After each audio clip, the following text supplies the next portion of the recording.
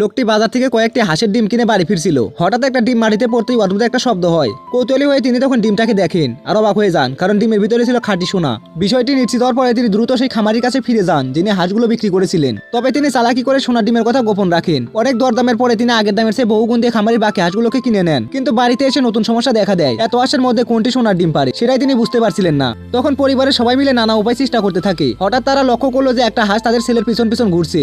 সন্দেহ হয়, তারা তখন সেটির দিকে বিশেষ নজর দেয়। কিছুক্ষণ পরে সেই হাঁসটি আবার একটা ডিম পারে। ডিম ভেঙে তারা দেখে যে ভিতরে বিশাল একটা সোনার টুকরো। এবার পুরো পরিবার বুঝে যায় যে তারা খুঁজে পেয়েছে সেই অলৌকিক হাঁস। এরপর তারা গোপনে সোনার ডিম জমাতে শুরু করে। কিন্তু একদিন তাদের আর্থিক সমস্যার কারণে একটি সোনার ডিম বিক্রি করতে হয়। সেখান থেকেই একজন লোক তাদের রহস্য জেনে ফেলে এবং সরকারের কাছে খবর দেয়। সরকার হাঁসটিকে জব্দ করে আদালতে নিয়ে যায়। আদালতে সবাই অপেক্ষা করতে থাকে হাঁসটি সত্যি সোনার ডিম পারে কিনা তা দেখার জন্য। কিন্তু অবিশ্বাস্যভাবে হাঁসটি সেখানে শুধু একটা সাধারণ ডিম পারে, ফলে কোনো প্রমাণ পাওয়া যায় না। আদালত হাঁসটিকে মুক্ত করতে বাধ্য হয়। আসলে পরিবারটি আগেই বুদ্ধি করে এমন একটা ব্যবস্থা করেছিল যাতে হাঁসটি আদালতে সোনার ডিম না পারে।